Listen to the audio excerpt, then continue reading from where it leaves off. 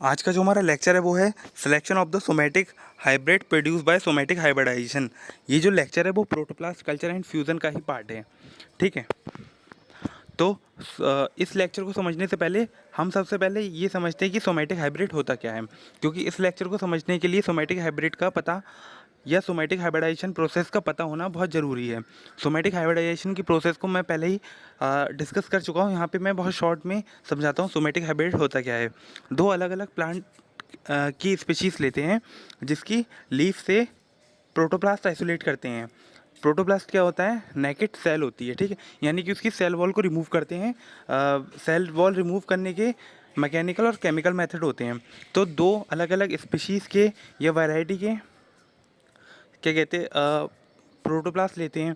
अब इन प्रोटोप्लास्ट को आपस में फ्यूज़ करते हैं। फ्यूज़ करने के लिए most common method PEG method है, पॉलीइथाइलिन ग्लाइकोल मेथड। ठीक है, इस मेथड से हम दो अलग अलग स्पीशीज़ के प्रोटोप्लास्ट को फ्यूज़ कर लेते हैं। जब हम प्रोटोप्लास्ट को फ्यूज़ करते हैं, कुछ प्रोटोप्लास्ट फ्यूज़ होते हैं तो उससे क्या बनता है? साइब्रिड और हाइब्रिड। हाइब्रिड में क्या होता है? उसका साइटोप्लाज्म और उसका जो न्यूक्लियस होता है दोनों फ्यूज़ हो जाते हैं। लेकिन साइब्रिड में क्या होता है? खाली साइटोप्लाज्म फ्यूज़ होता है। ठीक, लेकिन और क्या होता है? कुछ प्रोटोप्लास्ट फ्यूज़ ही नहीं होते हैं। अब हमें इन सब के मिक्सचर में से जो हमारा सोमेटिक हाइब्रिड है उसे सेपरेट करना है। सेपरेट करने के लिए सिलेक्शन मेथड प्रोसेस का यूज़ किया जाता है। इस सिलेक्शन प्रोसेस के द्वारा ही हम सोमेटिक हाइब्रिड को आइसोलेट करते हैं। तो अब स्टार्ट करते हैं लेक्चर को। अब देखो क्या होता है, प्रोटोप्लास्ट फ्यूज़न की प्रोसेस में या फिर सोमेटिक हाइब्रिडाइजेशन की प्रोसेस में क्या होता है, 20 से 25% ही जो प्रोटोप्लास्ट होता है वो फ्यूज़ करते हैं। इसमें से देखो कौन से होते हैं, कुछ बनाते हैं होमोकैरियोन्स, कुछ होते हैं होमोकैरियोन्स, ये दूसरी स्ट्रेन के हैं। ठीक है, दोनों, ये अलग स्ट्रेन का है, ये अलग स्ट्रेन का है। ये भी होमोकैरियोन है, ये भी होमोकैरियोन है। तो ये दोनों हमारे यूज़ के नहीं होते हैं। ठीक है, दोनों को रिजेक्ट किया जाता है। तो हमें क्या चाहिए? हेट्रोकैरियोन, जिसमें दोनों के प्रोटोप्लास्ट आपस में फ्यूज़ हुए हों, जिसे कहते हैं हेट्रोकैरियोन। तो हमें खाली ये वाला चाहिए।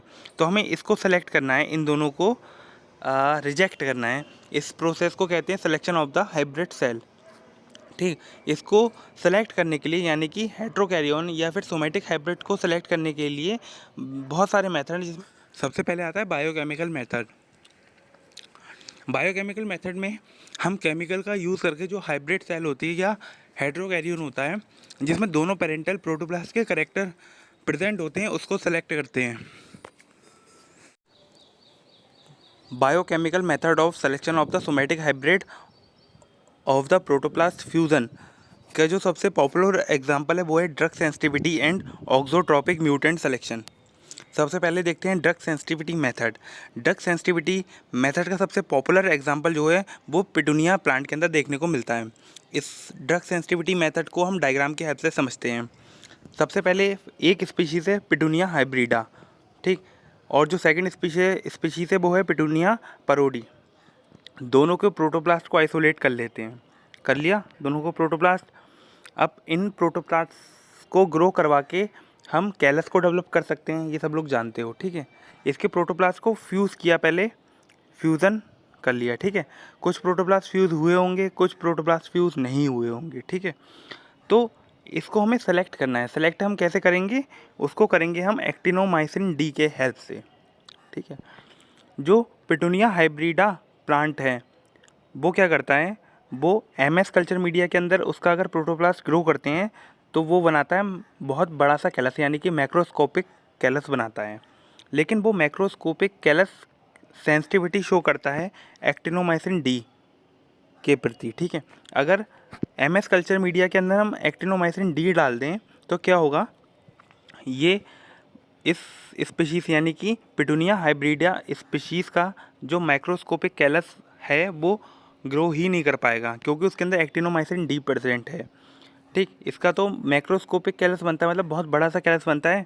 अब वो एमएस कल्चर मीडिया के अंदर बन ही नहीं पाएगा अगर उसका ये सिंगल प्रोटोप्लास्ट प्रेजेंट होगा, यानी कि इसके प्रोटोप्लास्ट एलिमिनेट हो जाएंगे एक्टिनोमाइसिन डी के कारण, क्योंकि एक्टिनोमाइसिन डी प्रेजेंट है हमारे एमएस कल्चर मीडिया में। लेकिन पिटूनिया परोडी का जो का जो प्रोटोप्लास्ट है उसको अगर हम एमएस कल्चर मीडिया में ग्रो करते हैं जिसके अंदर एक्टिनोमाइसिन डी प्रेजेंट है तो वो ग्रो हो जाएगा, लेकिन इसका जो कैलस होगा वो बहुत छोटा होगा। ठीक है, बहुत छोटा कैलस बनता है इसका।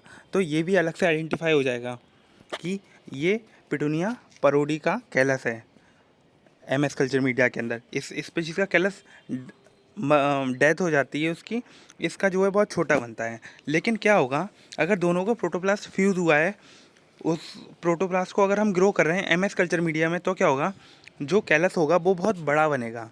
ठीक है, और वो रेसिस्टेंसी भी शो करेगा एक्टिनोमाइसिन डी के प्रति।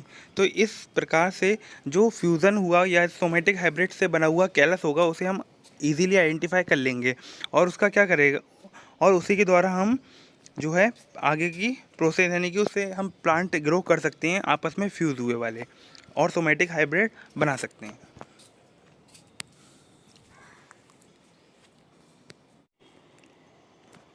अब देखते हैं नेक्स्ट मेथड का नाम है ऑक्सोट्रोपिक म्यूटेंट मेथड। इस मेथड के द्वारा भी हम अपना जो सोमेटिक हाइब्रिड है या हेट्रोकैरियोन है जो प्रोटोप्लास्ट को फ्यूज़ करके बनाया है उसको सेलेक्ट कर सकते हैं।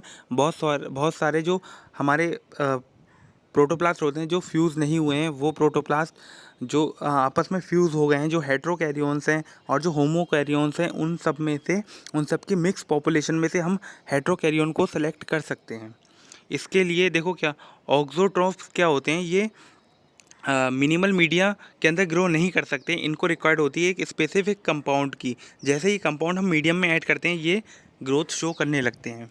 इस मेथड के लिए एक प्लांट सबसे ज़्यादा पॉपुलर है जिसका एग्जांपल दिया जाता है, वो है nitrate reductase deficient mutant tobacco plant. ठीक है, इसमें देखो क्या कहते हैं, इस प्लांट की 2 स्पीशीज़ लेते हैं, 2 species of the nitrate reductase deficiency.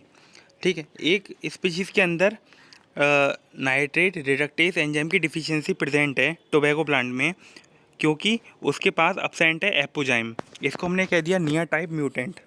ठीक है, और जो सेकंड है टोबैको प्लांट की स्पीशीज़, उसके पास भी नाइट्रेट रिडक्टेस की डिफिशियंसी प्रेजेंट है, बट उस पर अब्सेंट है मोलिब्डेनम कोफैक्टर, उस पर अब्सेंट है। ठीक है, तो ये दोनों स्पीशीज़ अलग अलग ग्रो नहीं कर सकती हैं। इसको डायग्राम की हेल्प से समझते हैं। देखो, टोबैको प्लांट की स्पीशीज़ ए है।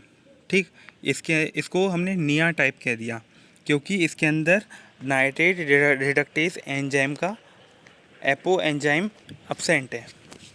एक है स्पीशीज़ बी, इसको NR-CNX कह दिया, इसके अंदर मोलिब्डेनम कोफैक्टर अब्सेंट है। इस स्पीशीज़ ए का प्रोटोप्लास्ट आइसोलेट किया, उसको एमएस कल्चर मीडिया के अंदर ग्रो किया। ठीक, minimal culture media with nitrate. तो यहाँ पर क्या है, देखो एपोजाइम अब्सेंट है। ठीक, इस स्पीशीज़ में एपोजाइम अब्सेंट है, तो ये जो नाइट्रेट है वो नाइट्राइट के अंदर कन्वर्ट ही नहीं कर पाएगा। तो यहाँ पर इस प्रोटोप्लास्ट का जो कैलस है वो ग्रो ही नहीं कर पाएगा, क्योंकि एंजाइम नाइट्रेट रिडक्टेस एंजाइम की एक्टिविटी के लिए उसका कोफैक्टर और एपो एंजाइम दोनों होने चाहिए। यहाँ पर एक के अंदर एपोजाइम प्रेजेंट है और एक के अंदर कोफैक्टर प्रेजेंट है। तो ये दोनों प्लांट की जो स्पीशीज़ के जो प्रोटोप्लास्ट आइसोलेट करे हैं उसको अलग अलग ग्रो करेंगे मिनिमल मीडिया विद नाइट्रेट के साथ, तो वो दोनों ग्रो नहीं करेंगे।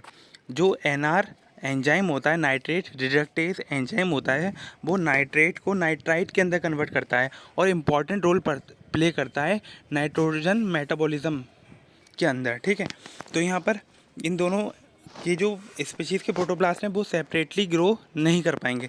लेकिन अगर इन दोनों को प्रोटोप्लास्ट फ्यूज़ हो गए तो उस प्रोटोप्लास्ट के अंदर मोलिब्डेनम कोफैक्टर भी प्रेजेंट होगा और एपो एंजाइम भी प्रेजेंट होगा। तो यहाँ पर NR एक्टिविटी, ये वाला जो फ्यूज़ हुआ प्रोटोप्लास्ट है वो उसके अंदर NR एक्टिविटी होगी और जो उसका कैलस है वो ग्रो करेगा minimal media with nitrate MS culture media के अंदर। ठीक है, तो ये इसकी कॉलोनी बनने लगेंगी, कैलस बनेगा और सोमेटिक हाइब्रिड हम बना पाएंगे और सोमेटिक हाइब्रिड हमारा तैयार हो जाएगा इस मेथड के द्वारा। इसके बाद आता है विजुअल मेथड। हम देखकर भी पता लगा सकते हैं कि कौन सा हाइब्रिड है और कौन सा पेरेंटल प्रोटोप्लास्ट है। देखो विजुअल मेथड के द्वारा भी हम हेट्रोकैरियोन का पता लगा सकते हैं। हेट्रोकैरियोन क्या होता है, बिगर होता है and green in colour compare to parental protoplast are small और कलरलेस। ठीक है, इसका देखते हैं एग्जांपल। इसमें स्पीशीज़ ए का जो प्रोटोप्लास्ट है ग्रीन है बट स्मॉल कैलस का फॉर्मेशन करता है। स्पीशीज़ बी का क्या है, जो प्रोटोप्लास्ट है वो नॉन ग्रीन है। यहाँ इसको MS कल्चर, इन दोनों का फ्यूज़ हो जाएगा, यहाँ पर फ्यूज़न है इसका। ठीक है, अब इसे कल्चर मीडिया के अंदर ग्रो किया, इससे क्या बना, स्मॉल ग्रीन सेल कॉलोनी बनी है। अगर जो फ्यूज़न वाला है उससे ग्रीन सेल कॉलोनी बनी जो लार्ज होंगी, यहाँ पर लार्ज होंगी। ठीक है, यहाँ पर वाइट सेल कॉलोनी बनी, यहाँ पर वाइट कैलस बना जो अलग ही पता चल जाएगा स्पीशीज़ बी का है। यहाँ पर लार्ज ग्रीन कैलस बनता है जो अलग पता चल जाता है ये फ्यूज़ हुआ हुआ है। नो फर्दर ग्रोथ, बहुत स्मॉल कॉलोनीज थी तो फर्दर ग्रोथ हमें देखने को नहीं मिलती है यहाँ पर। ठीक है, तो इससे सोमेटिक हाइब्रिड प्लांट बन जाता है। मैकेनिकल मेथड, हम मैकेनिकल मेथड से माइक्रोस्कोप की हेल्प से और पिपेट की हेल्प से भी अपने सोमेटिक हाइब्रिड को आइसोलेट कर सकते हैं।